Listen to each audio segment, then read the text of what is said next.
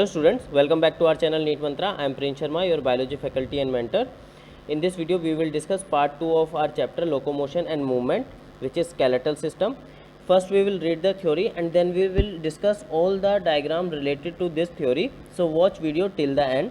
Our skeletal system consists of bone and cartilage.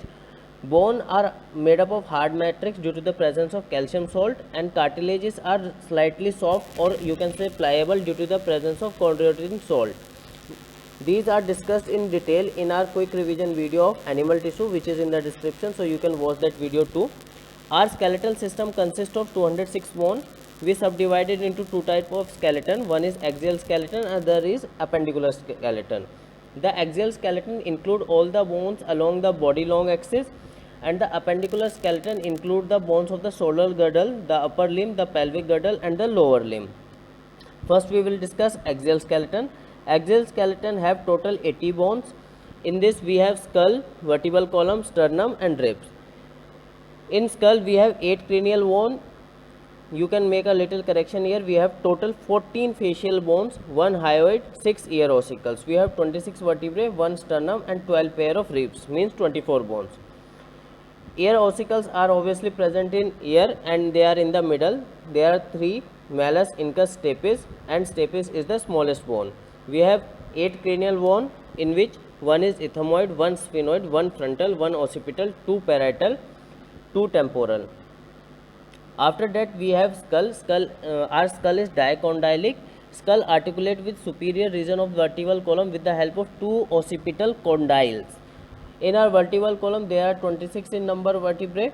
They are dorsally placed. Central hollow portion is for neural canal. Our first vertebrae is known as atlas, which articulate with occipital condyle. We have 7 cervical vertebrae, 12 thoracic, 5 lumbar, 1 sacral and 1 coccygeal or coccyx. So they are total 26 vertebrae. Next we have sternum. It is a flat bone and it is present on our ventral side and it is the ventral midline of thorax. Next we have ribs. Ribs are also flat bones. They are connected dorsally by vertebral column and ventrally by sternum, and their dorsal end is bicephalic, which is attached to vertebral column. So we have 3 types of ribs. First 7 pair are known as true ribs. They are dorsally attached to thoracic vertebrae and ventrally to sternum. 8, 9, 10th are known as vertebrochondral ribs or false ribs. They are ventrally articulate to 7th rib by hyaline cartilage. Dorsally they are attached to vertebral column. And next we have floating ribs, which are 11th and 12th. They are not connected to sternum or any rib ventrally. They are only connected to vertebral column dorsally. So this form the rib cage. Rib cage is formed by thoracic vertebrae, ribs and sternum.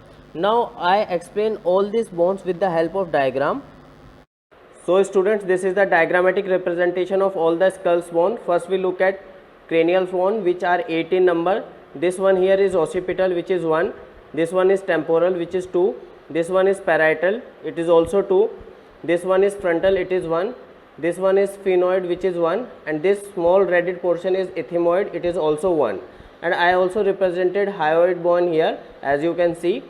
And here we have 14 facial bones. So first we start from mandible. It is 1 in number. This portion is known as maxilla. This is 1 and this is 1. So there are 2 maxilla. This portion is palatine. They are also 2. These 2 redded portion are inferior nasal concha. They are also 2. And the middle part is vomer. It is 1. This portion is lacrimal, and between lacrimal we have 2 nasal bone. This one is zygomatic. It is also here.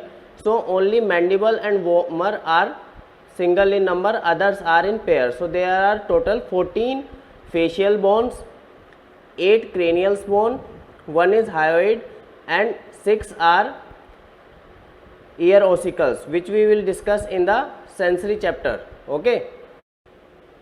So students, this is a diagrammatic representation of our vertebral column. We have 7 cervical vertebrae, then we have 12 thoracic vertebrae, and then we have 5 lumbar vertebrae, then there is one sacrum and one coccyx. So these total makes 26 vertebrae of our vertebral column. So students, we are watching here the lateral side of our rib cage. This bone here represents sternum, these are ribs, and this is our vertebral column. So first 7 pair of ribs are known as true ribs because on the dorsal side they attach to vertebral column and on the ventral side they attach to sternum. Next 3, 8th, 9th and 10th are known as vertebrochondral ribs or false ribs because on dorsal side they attach to vertebral column, but on ventral side they do not attach to sternum, they attach to the 7th rib. And the 11th and 12th pair of rib are known as floating ribs because they are only attached to vertebral column on dorsal side, they are not attached to ventral side to any structure, that's why they are known as floating ribs. Next we look at appendicular skeleton, which consists of 126 bone. It include upper limb, lower limb and girdle. In girdle we have pectoral girdle and pelvic girdle. In each of our limb we have 30 bones. So in 2 upper limb we have 60 bones and in 2 lower limb we have 60 bones. Okay. In upper limb or forelimb we have 1 humerus, 1 radius, 1 ulna, 8 carpal or you can say wrist bone, 5 metacarpals or you can say palm bone and 14 phalanges, which you also can call digit. In lower limb or hind limb we have 1 femur, which is the longest bone, 1 tibia, 1 fibula, 1 patella, 7 tarsals or ankle bone, 5 metatarsal and 14 phalanges or digit. So each limb we have carry 30 bones and in 2 limbs we have 60. So total we have 120 bones in our upper and lower limb.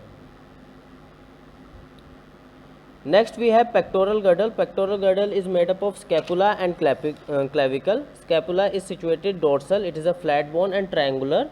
Clavicle articulate with acromion of scapula. Scapula is situated between 2nd and 7th rib. Scapula has slightly elevated ridge spine and it projects acromion. Clavicle is also known as collar bone or beauty bone. Next we have pelvic girdle. It consists of 2 coxal bone. Each coxal bone formed by the fusion of 3 bones known as ilium, ischium and pubis, and a term here is pubic symphysis. The 2 halves of pelvic girdle when meet ventrally is known as pubic symphysis. Now I explain it with the help of diagram. So student, now we look into appendicular skeleton. So first we are taking upper limb and pectoral girdle. So this here you can see it is scapula, this is humerus, it has 3 parts, head, shaft and trochlea. Okay, now we have this is ulna, this is radius, then we have 8 carpals, 5 metacarpals and 14 phalanges. Okay, now we enlarge this pectoral girdle here. So you can see the head of humerus fit into glenoid fossa, clavicle bone attached to acromion, this is coracoid process, this is supraspinatus fossa and this is infraspinatus fossa. So I think this anatomy will be clear to you. So student, now we look at pelvic girdle and lower limb. In pelvic girdle we have 3 bones, ilium, pubis, ischium, and they are on both sides. So this is ilium and this is ilium, this is pubis and this is ischium, this is ischium. Now we look at our lower limb. Head of femur fit in acetabulum, this is femur bone, these are medial condyle, this is patella, this is head of fibula, this is fibula, this is tibia, then we have 7 tarsals, 5 metatarsal and 14 phalanges. So I think now the anatomy of all the skeletal system is very clear to you students. Now we look at all type of joints present in our body. First we have fibrous joint. They show no movement is seen in them. Examples are sutures in our cranium. Next we have cartilaginous joint. They permit very limited movement. They are present between joints of adjacent vertebrae. Third we have synovial joint. These are fluid-willed joints. They have synovial cavity and they have synovial fluid in them. Example are ball and socket joint present between humerus and pectoral girdle. Next we have hinge joint, it is also known as knee joint. Then we have pivot joint, it is present between atlas and axis. Then we have gliding joint, it is present between carpals. Then we have saddle joint, it is present between carpals and metacarpals of thumb. Now we look at some of the disorders of skeletal system and muscular system. First we have myasthenia gravis. It is a autoimmune disorder. It affects our neuromuscular junction. Sign and symptoms are weakening, fatigue and paralysis of skeletal muscle. Next we have muscular dystrophy. It is a genetic disorder. It is a progressive degeneration of our skeletal muscle. Then we have tetany. Tetany is rapid spasm in our muscle, and this is due to the low calcium present in our body fluid. Then we have arthritis. It is inflammation of joint, and you must have heard the name of rheumatoid arthritis. It is an autoimmune disorder. Then we have osteoporosis. This is due to the decreased level of estrogen, and it is commonly seen in female because after the age of 30 their estrogen level lower down and osteoporosis is there. In this we have decreased bone mass and increased chances of fracture. Next we have gout, and this is due to the accumulation of uric acid crystal in joints. So this is all about the skeletal system. If you liked our video, please share our video and like and subscribe to our channel. Thank you very much.